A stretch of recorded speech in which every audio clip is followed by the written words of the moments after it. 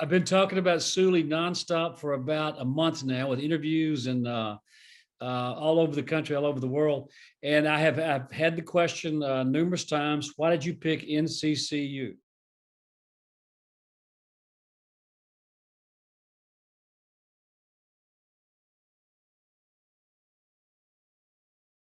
I don't like to give a lot of advice because I've learned over the years it's easy to give and even easier to ignore. So most people Mhm. don't follow the advice you give them, which is fine. I'm not sure I'm in a position to give a lot of advice, but Mhm. obviously when you have someone who's had a lot of success, they've learned something along the way. Yes. And I tell students and aspiring writers there are a few things you can do. First of all, you got to have a real career. Nobody leaves college and becomes a writer unless you're working for a magazine or newspaper. If you want to write novels and fiction or even nonfiction, you've got to have a career that you find fulfilling emotionally and financially. You got to pay the bills. You got to have a real job. And every writer I know, every successful novelist I know, and I've been lucky to meet a lot of them over the years. We compare stories about what we did, when we were getting started. Luckily for me, I had a pretty good job as a lawyer in a small town in Mississippi. I went to law school. I wasn't thinking about being a writer. I wasn't dreaming of writing bestsellers. I, Mhm. I was working hard to become a good lawyer. That was my goal. And my young wife, and she was having babies, and life was crazy, and life was good. We had a wonderful life before I started writing.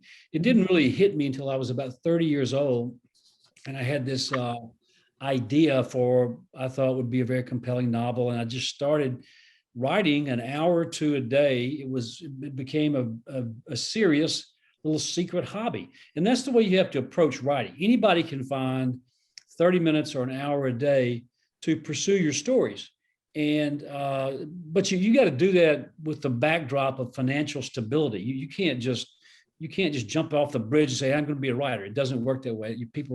People fail when they do that. Most people don't even try that. They know that they have to have a real job. I tell students and aspiring writers, we all have good stories. Some are great. A lot of them are family stories.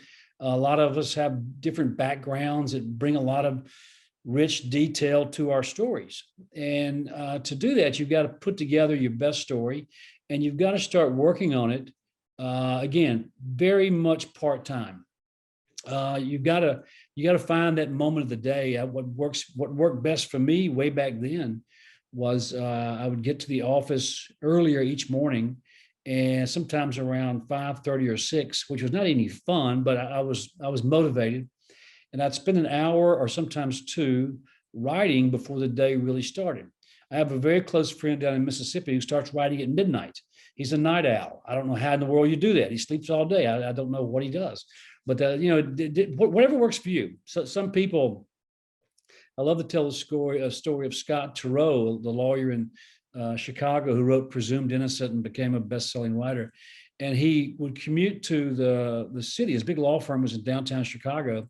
He lived out in the suburbs, and his train ride was 1 hour each way each morning. And he would get on his train in his seat, and he would write for an hour. And he'd forget the newspapers, he would forget the news, he would just concentrate on his fiction for an hour in the morning. Couldn't do it in the afternoon, he was too worn out after a hard day, but things were fresher in the morning for him.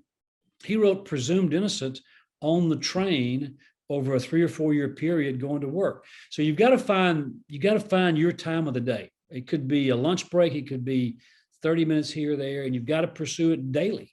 And until you reach a point to where until you reach a point to where you're writing at 1 page per day, at least 1 page per day, nothing is going to happen.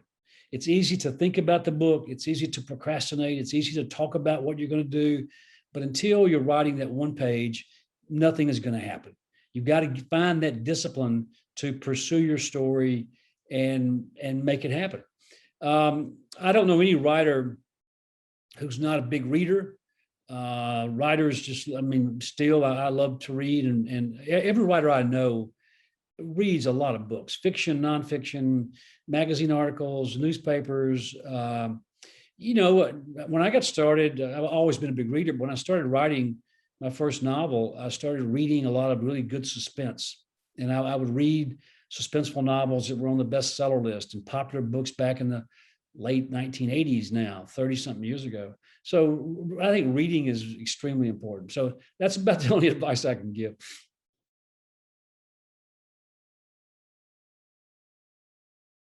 I'm very familiar with HBCUs. I'm from Mississippi, and with our history of uh, segregation, almost all states did it. They established schools for Black students, and so I grew up, uh, especially with athletics down there, because football is huge. And the greatest wide receiver ever, Jerry Rice from Mississippi Valley State. The greatest running back ever is, in my opinion, Walter Packer from Jackson State. Grambling was huge back with Eddie Robinson's team back in the 50s and 60s and 70s. So I grew up with these schools that I knew about. So I was kind of familiar with that, and I just follow college basketball so much. We just love my wife and I. My wife's a Tar Heel. She went to UNC, and so did my daughter. And so basketball is a very big part of our lives, December through March. And we live here in Charlottesville. Our son went to UVA. We go to all the home UVA games here. We go to a lot of home games in Chapel Hill. We watch a lot of basketball, ACC stuff. So, I have I wouldn't even call it a background. It's just I'm a fan. And so I was very familiar with the HBCUs over the years. And some of the great ones, Howard and some of the other schools. I grew up very, very near a small private school, Black school called Russ College in Holly Springs, Mississippi. And they were right down the road from where we lived. And of course, it's a different world. I never went over there, but I'm just familiar with those schools. And so that was sort of the background. As far as Central, as the story unfolds, our hero, Sooley, that's his nickname, of course, he comes here from the South Sudan in a summer showcase tournament to play. He's 17 years old, to play against teams from around the world. These tournaments are very common and popular in the summertime. And coaches love them. Players from around the world dream of coming here in the summertime and playing in front of American coaches, and with the dream of getting recruited, playing well and maybe getting a scholarship to any college in America, but to be able to stay here and then play professionally. And we've had so many great African players in the NBA now, several from South Sudan. And so these guys, they're legends back home, and the kids just, can't get enough of them. So that was the fun backdrop. But when Sooley got here, when he arrives in the story, it's late July. He is not a top player. He's an all-star from Sudan, but he doesn't show real well in the showcase tournaments. He doesn't get the attention of really any other coaches. A couple of his teammates do. And so I couldn't have a big Power 5 school recruiting Sooley because he wasn't recruitable at that time. That's not the way the story developed. So it had to be a smaller school. I wanted a school that is like the MEAC, the MEAC tournament champion gets an automatic bid to March Madness. So then I forget how many automatic bids that go to tournament champions. But if you win your tournament, win the MEAC, you're in the big show. And so that was kind of what I was thinking. We spent a lot of time in Raleigh. My daughter lives in Raleigh with our two grandkids, and we're going down, Thursday for our 5-year-old grandson's graduation from 5-year-old preschool. I can't believe I'm driving 3 hours to do that Thursday morning, but my wife says we're going to go, so I'll be there. But we're down there all the time. We have a house in Chapel Hill. My wife is really active at UNC. We just know the area. My wife was born in Raleigh and grew up there the first 10 years of her life. She has a ton of family still in the area. Then she moved to Mississippi when she was 10 years old. That's how we met there. So that's sort of the background of why I chose Central. Plus, as the story develops, Central plays the other school in Durham. And so I thought that was kind of fun to mix that in too.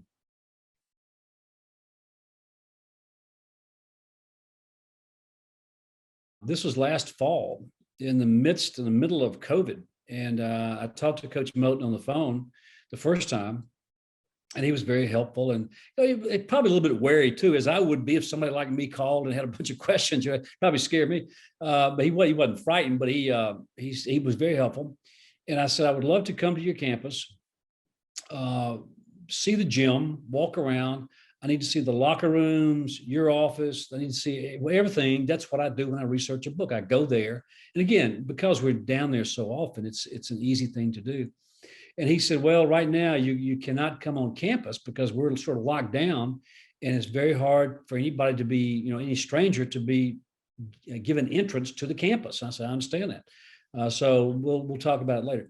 I called him later, and he said, I'll answer any question you have for me. I said, okay. I called him back. I had a list of like 15 questions, and we clicked them off. Went through every one of them, and I wrote, took a lot of notes. And again, he was very helpful. I actually, I hope I don't get anybody in trouble for saying this, but I sneaked back on campus one Sunday afternoon, because I had to see the gym. I had to see the Eagle's Nest. It was so much a part of the story. And I had to see where Sooley would live and where he worked part-time for the football team. And, just the movements around campus. I had to know the neighborhood. There are a couple of scenes that take place, around Durham. And that was easy, driving around the town. I know Raleigh fairly well. I don't know Durham very well. So I had a lot of research to do there, fun research. Like, where do the kids go for, bacon and eggs for breakfast? Well, who's got the best tacos in town? It's just fun stuff. And so I spent a lot of time nosing around that area. And then Kyle one day met me at the gym on a Sunday afternoon. And we got into a side door, and he's got a key. So I was able to look around, see the locker rooms, and take notes, took photographs, whatever I needed to do. And then several times, as I was writing the book, I would email Kyle certain questions. Like Kyle told this great story that I initially wrote in the book, and then I took it out later, but there was actually a game, an unauthorized basketball game, the secret game back in the 1950s or 60s, where it wasn't the Duke varsity team, but it was a basketball team from Duke. I guess it was intramural, but back then the Duke basketball team wasn't what it is now. And so there were several teams on campus. That team came over to Central and played a game against the Central team, and it was illegal. It was illegal for those two teams to play each other. So it was very secretive. The gym was locked. Nobody knew the teams were playing. And the coaches weren't sure what might happen because this was so unheard of. They weren't expecting, a fight or anything, but it was pretty tense, because of the situation. And before long, the players were having so much fun playing, and the white guys from Duke realized they were no match for the black kids from Central, and they blew them off the court. And then the fun part, after the game or however long they played after it was over, they switched up. The two teams integrated, and they played some more basketball. And there were literally people trying to peek in the windows to see what was going on. Word filtered out, as it always does. And for a few days after the game, they were kind of afraid that the police might find out about it and they might get in trouble. So that was a great story Kyle gave me. I've got the newspaper article. It was written about years later. And some of the Duke players, some of the Central players were recalling the game and having a big laugh. And somebody finally wrote the story once it wasn't dangerous anymore or illegal or whatever you want to call it. And so Kyle gave me that story. He told me the story when I was there, and then he sent me the newspaper article, and I thought this is too good to pass up, so I put it in the book. And the problem with it, it doesn't really advance the story of Sooley. It gives you some background into Duke versus Central, and they have played once before. So at the very end, we were looking for things to kind of whittle, as we always do in a novel. Editors wanted to cut a little bit. And the book was running far longer than I thought anyway. I did not want it to be 100,000 words. It was going to be a short sports novel, but it was double that. And so I had to cut it at the last round of editing. That story went out. So anyway, that's the kind of stuff I got from Kyle. Again, he was very helpful. Coach Moten was very helpful. And but I didn't really need to talk to anybody else from Central, because we're talking about fiction. We're talking about a fictional story that takes place beginning in South Sudan and the summer showcase camps and all that. I did I wouldn't call it research, but I had to put together an entire Central fictional basketball schedule that covers 30 games, playing the same teams you play in real life. And Coach Moten says, "Oh no, if we travel, we play Saturday, Monday, because we're traveling. If we go to Tallahassee, we play two games down there. We go to Washington, Baltimore. We play 2 games on the weekend." And so I didn't know that. So that's the kind of stuff I got from him. When he told me that, I had to go back and redo the whole schedule again. So it was it was a lot of fun.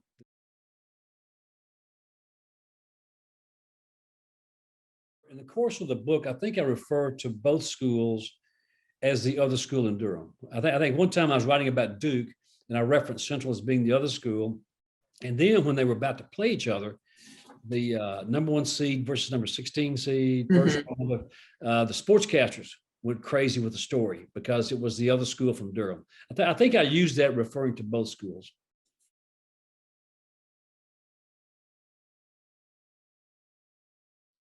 Well, it was early this year, early January, I think it was started.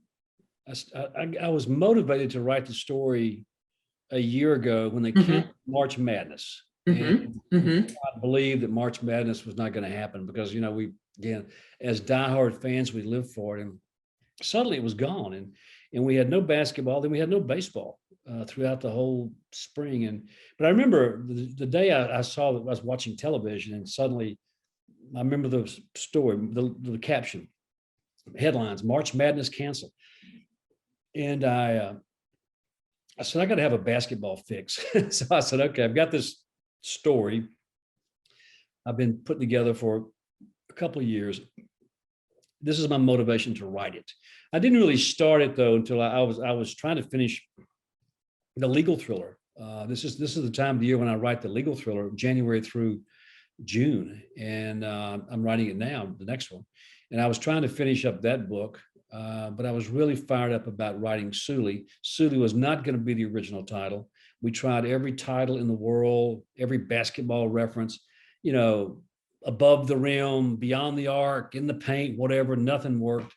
And Sooley was the working title because Sooley became his nickname. And the more we used it, the more we referred to it, me and my editors in New York, and everybody just kind of settled on Sooley, and we never found anything better. So Sooley became the title of the book. And I started writing it, I would say, around the 1st of August of last year, worked hard through the fall, went to the campus one time. Well, I went to campus twice. Once, both for Sunday afternoons. For the first time I went, I'd never been before. And I found the gym, almost talked my way inside, almost got in the door, but couldn't quite make it. And walked around the football field, the dorms, looking around.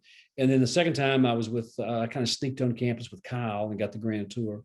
So that was the fall. The book got better and better. The story got better and better. The subplots came together, and I didn't really want to write a long book, but my goal was to finish it and publish it in time for March Madness this year.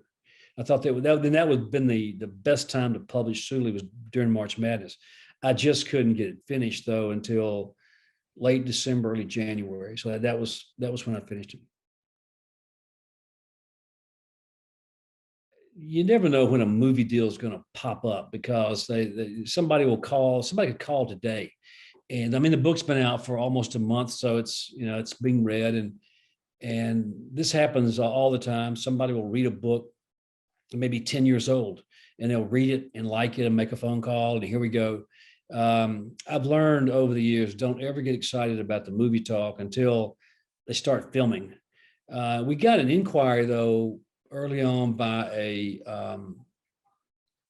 very well-known professional basketball player. I can't give his name, and nothing happened to the phone call, but he called and said he was also producing movies. I didn't know these guys were into movies, but he wanted to know if the film rights were available.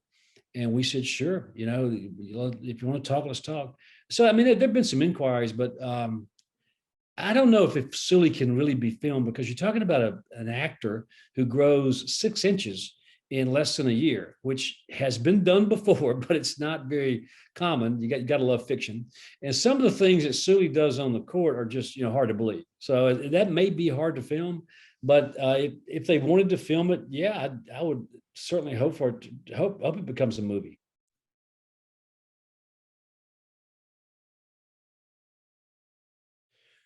Well, most lawyers are pretty good writers. You have to be able to handle the language to survive as a lawyer. You really, because you read so much and you write so much, and your writing has to be, it should be, it's not always this way, but it should be clear and convincing. You've got to convince a judge of your position. You got to convince another lawyer of your position, and to do that, you've got to be able to put together strong arguments and write clearly. And I was very frustrated as a lawyer with some of the crap I saw from other lawyers. It's just the long, verbose letters that went nowhere, or could have been cut in half, or lawsuits that were needlessly long and complicated. And so I always tried to write clearly, succinctly, and but effectively. So the writing is there. If you succeed in law school, if you finish law school at a good school, pass the bar exam, you got to be able to handle the language, and that's why so many lawyers try to write. So that's the one thing that carried over. That plus lawyers see so much good material. I mean, you deal with human miseries. I mean, most of your clients are in trouble. A lot of them, whether it's an individual charged with a crime or a big corporation that's done something wrong, whatever, your clients are almost always in trouble, or they have a strong position on something. They think somebody's violated their rights or policies or whatever, and they're ready to sue. So you're dealing with people who are, oftentimes emotionally